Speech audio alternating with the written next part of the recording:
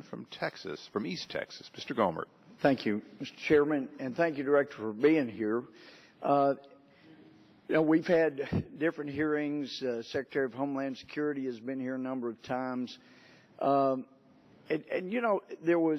seemed to be in the past a feeling of invulnerability of the White House, that the fences, there was bound to be more security there than you see. So it rattles folks when somebody can jump over the fence and get there. And somebody else was said, I think there's 2 rows of fences. Isn't there just 1 row of fence around the White House?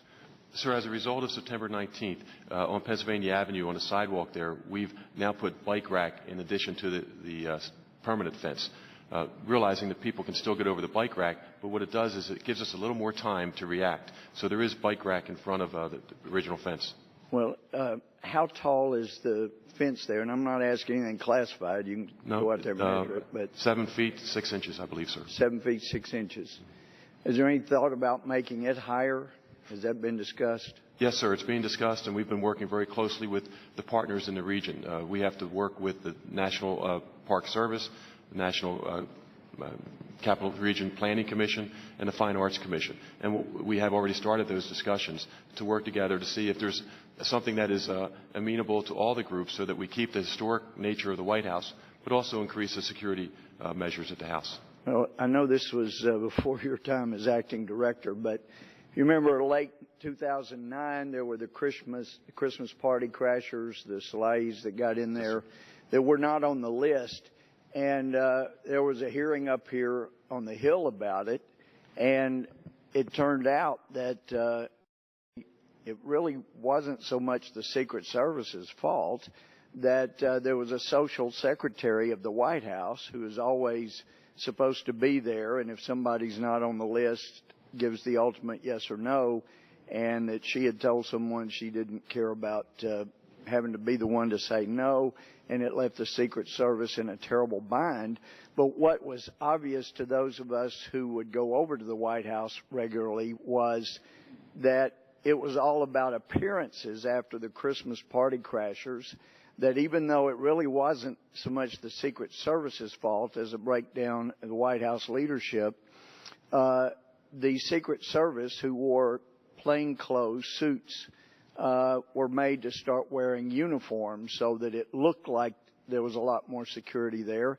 And in fact, we went from just having the one checkpoint you had to go through there at the southeast corner to adding another there near the monument, and then adding another down on 15th Street. So it pretty clearly it was all about appearance to make it look like, gee, it was the Secret Service's fault, and we've tripled those up, added a bunch of people there, when really it wasn't necessary that any more need to be done other than just make sure White House gave proper direction. So my concern has been that there's been too much about appearances and not as much about actual protection. Has there been any thought to just eliminating the fence around the White House? Did Secretary Napolitano ever talk about that, maybe having a virtual fence or electronic fence? Has that been discussed at all? Sir, I'm not aware of any discussions in that regard. Would you be in favor of removing the fence around the White House and having a virtual or electronic fence around it? Sir, my knee-jerk reaction to that would be no, sir, partly because of the number of tourists that come on Pennsylvania Avenue and come right up to that area and take pictures and whatnot. So, well, the Secretary has said a number of times, Secretary Napolitano, fence was worthless. You put a 10-foot fence up, somebody's going to build a 12-foot ladder. So I would think that if the administration is going to be consistent, it's now time to remove the fence from around the White House, because if it isn't good enough for our border, it shouldn't be good enough for the White House. So I would ask you to consider that consistency and also consider the fact that maybe there really is some real virtue in having a fence that slows people down. And with that, I yield back.